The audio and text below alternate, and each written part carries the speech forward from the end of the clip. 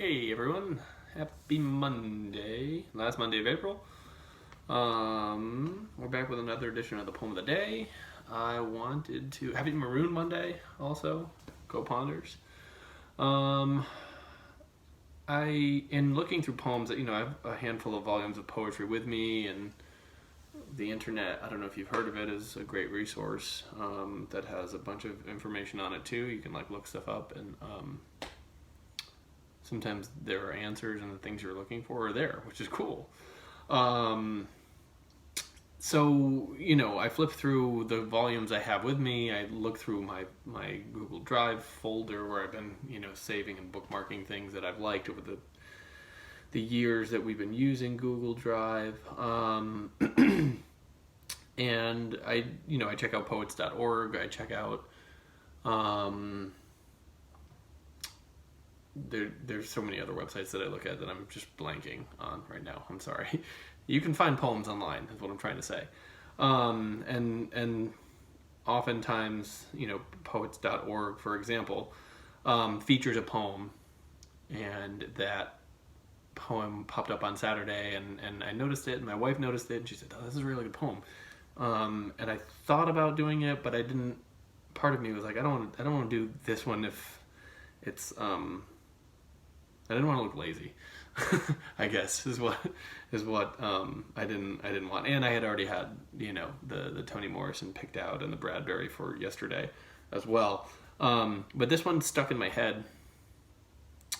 It stuck with me, and it was just really interesting. And we're these are challenging times, as I hear every 15 minutes. And I wanted to, I don't know, I'm always interested in human legacy and what we leave behind and stuff like that. We're all pretty obsessed with controlling what we leave behind, even though we have very little control over that. People around us get to pick that. I think we've talked about this before. I don't know, this is day 40 something of Poem of the Day, so I feel not like I'm running out of material, but I feel like I'm probably repeating myself more than I would like to think I would.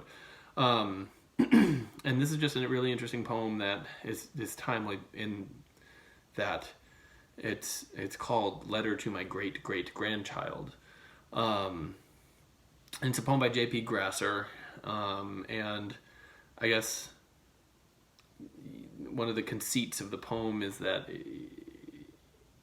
it's looking forward to look back, like an imaginary exercise. And when we read Fahrenheit, which we mentioned yesterday, one of the questions I ask my students as pre-reading is something like, what do you think in 50 years, what will we have, but also what won't we have anymore?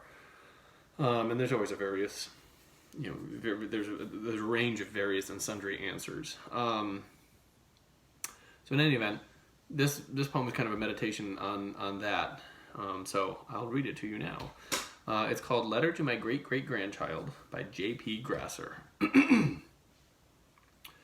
Oh, Button, don't go thinking we loved pianos more than elephants, air conditioning more than air. We loved honey, just loved it, and went into stores to smell the sweet perfume of unworn leather shoes. Did you know, on the coast of Africa, the sea rose and carpenter bee used to depend on each other? The petals only opened for the middle sea their wings beat, so in the end, we protested with tuning forks. You must think we hated the stars, the empty ladles, because they conjured thirst. We didn't. We thanked them and called them lucky. We even bought the rights to name them for our sweethearts. Believe it or not, most people kept plants like pets and hired kids like you to water them whenever they went away. And ice. Can you imagine? We put it in our coffee and dumped it out at traffic lights when it plugged up our drinking straws. I had a dog once, a real dog, who ate venison and golden yams from a plastic dish. He was stubborn, but I taught him to dance and play dead with a bucket full of chicken livers. And we danced too, at weddings and wakes, in basements and churches, even when the war was on. Our cars were mostly named for animals, and sometimes we drove just to drive, to clear our heads of everything but wind.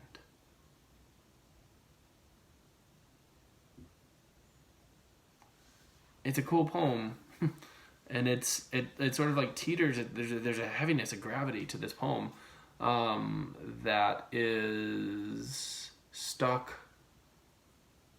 It could go. Things could go either way, I guess. I know that we've got one thing on most of our minds, but the other things, I'm reading about,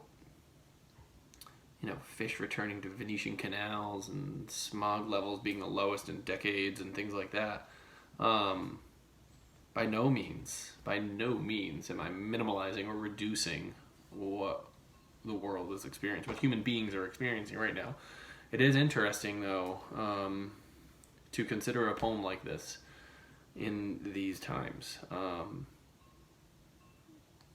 remember in high school learning, I think it's crisis is the word in Greek. The roots basically mean danger plus opportunity. And obviously we're in the middle of a crisis. One major crisis we're focusing on, as aforementioned. But I'm kind of interested in seeing, like, okay, so, there's a lot of talk about, like, are we going to snap back to normal? Will this new normal be a better normal? Can this new normal be a better normal? One where maybe, we can not only be better stewards of ourselves, but the places around us?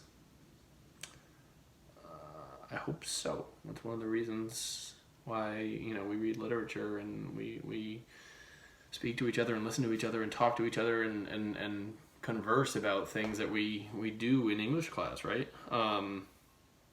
So hopefully we can learn from this, all of this, and, sort of temper that inherent, reliance on some things. I'm stuck on Jurassic Park now.